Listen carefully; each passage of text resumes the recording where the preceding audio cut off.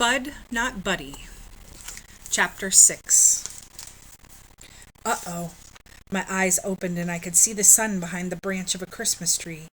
I jumped up, folded my blanket inside my suitcase, hid it, and started running the 6 or 7 blocks down to the mission.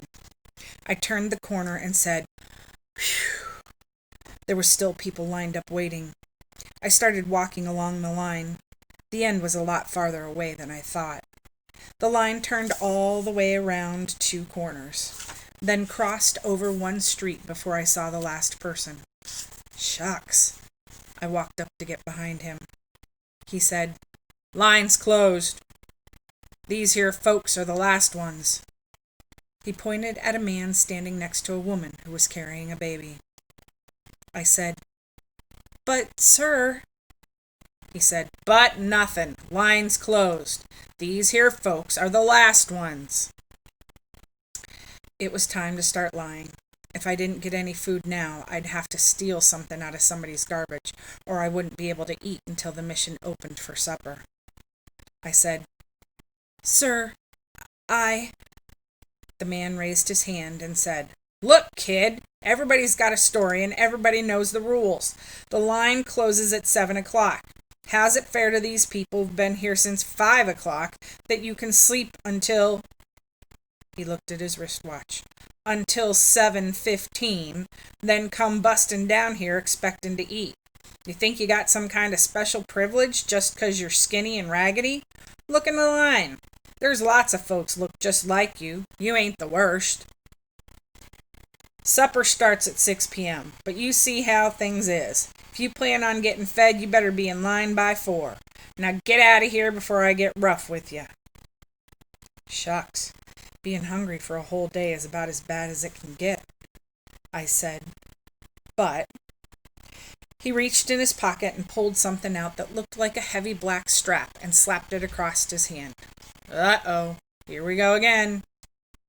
He said, "That's it. No more talk. You opened your mouth one time too many. You rotten kids today don't listen to no one, but I'ma show you something that will improve your hearing." He slapped the strap on his hand and started walking towards me. I was wrong when I said being hungry for a day is about as bad as it can get. Being hungry plus having a big knot on your head from a black leather strap would be even worse. I backed away but only got 2 steps before I felt a giant warm hand wrap around my neck from behind. I looked up to see whose doggone hand was so doggone big and why they'd put it around my neck. A very tall, square-shaped man in old blue overalls looked down at me and said, "Clarence, what took you so long?" I got ready to say, "My name's not Clarence, and please don't choke me, sir. I'll leave." But as soon as I opened my mouth, he gave my head a shake and said, "I told you to hurry back. Now where you been?" He gave me a shove and said, "Get back in line with your mama." I looked up and down the line to see who was supposed to be my mama, when a woman pointed her finger at her feet and said, "Clarence, you get over here right now." There were 2 little kids hanging on to her skirt. I walked over to where she was, and she gave me a good hard smack on the head. Shucks, for someone who was just pretending to be my mama, she sure did slap me a good one. I said, "Ow!" The big square man who'd grabbed my neck looked at the man with the strap and said, "Boy had to go use the crapper. Told him not to waste time. But like you said, these kids today don't listen to nobody." The strap man looked at the size of the man who called me Clarence and walked back to the end of the line. When the overall man got back in line, I said, "Thank you, sir. I really tried to get..." But he popped me in the back of the head hard and said, "Next time, don't be gone so long." The 2 little kids busted out laughing and said, "Na, na, na, na, na, Clarence got a lickin', Clarence got a lickin'." I told them, "Shut up, and don't call me..." Then both my pretend papa and my pretend mama smacked my head. She looked at the people direct behind us and said, "Mercy, when they get to be this age..." The people weren't too happy about me taking cuts in the line, but when they looked at how big my pretend daddy was and they saw how hard him and my pretend mama were going upside my head, they decided they wouldn't say anything. I was grateful to these people, but I wished they'd quit popping me in the head. And it seems like with all the names in the world they could have come up with a better one for me than Clarence. I stood in line with my pretend family for a long, long time. Everybody was quiet about standing in line, even my pretend brother and sister and all the other kids. When we finally got around the last corner and could see the door and folks going in it, seemed like a bubble busted and people started laughing and talking. The main thing people were talking about was the great big sign that was hanging over the building. It showed a gigantic picture of a family of 4 rich white people sitting in a car driving somewhere. You could tell it was a family, because they all looked exactly alike. The only difference amongst them was that the daddy had a big head and a hat, and the mama had the same head with a woman's hat, and the girl had 2 big yellow pigtails coming out from above her ears. They all had big shiny teeth and big shiny eyes and big shiny cheeks and big shiny smiles. Shucks, you'd need to squint your eyes if that shiny family drove anywhere near you. You could tell they were rich, 'cause the car looked like it had room for 8 or 9 more people in it, and 'cause they had movie star clothes on. The woman was wearing a coat with a hunk of fur around the neck, and the man was wearing a suit and a tie, and the kids looked like they were wearing $10 apiece jackets.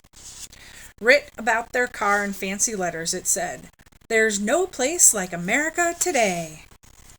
My pretend daddy read it and said, "Well, you got to give 'em credit. You wouldn't expect that they'd have the nerve to come down here and tell the truth." When we finally got into the building, it was worth the wait.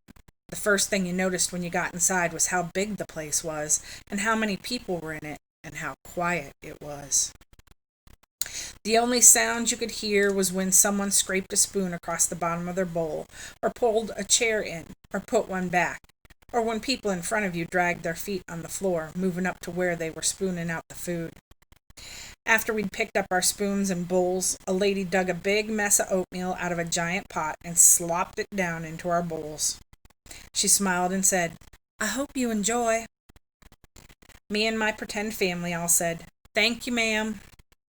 Then a man put 2 pieces of bread and an apple and a big glass of milk on your tray and said, "Please read the signs to your children.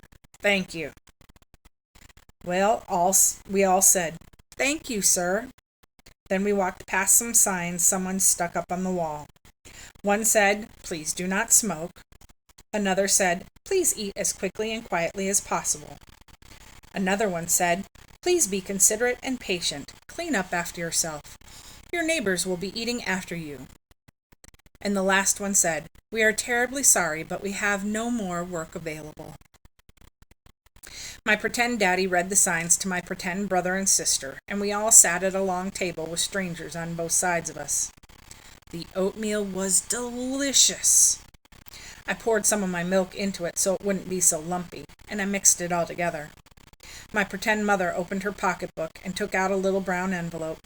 She reached inside of it and sprinkled something on my pretend brothers and sisters' oatmeal, then said to them, "I know that's not as much as you normally get, but I wanted to ask you if you wouldn't mind sharing some with Clarence." They pouted and gave me a couple of dirty looks. My pretend mother said, "Good," and emptied the rest of the envelope over my oatmeal. It was brown sugar. Shucks, I didn't even mind them calling me Clarence any more. I said, "Thank you, Mama, ma'am."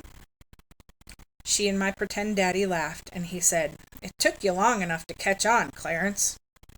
He acted like he was going to smack me again, but he didn't. After we'd finished all our food, we put our bowls up, and I thanked my pretend family again. I asked them, "Are you going to be coming back for supper?" My pretend mama said, "No, dear, we only come here mornings, but you make sure you get here plenty early, you hear?" I said, "Yes, Mama. Ma'am." I watched them walk away. My pretend brother looked back at me and stuck out his tongue, and then reached up and took my pretend mother's hand. I couldn't really blame him. I don't think I'd be real happy about sharing my brown sugar and my folks with any strange kids either. That's the end of chapter 6.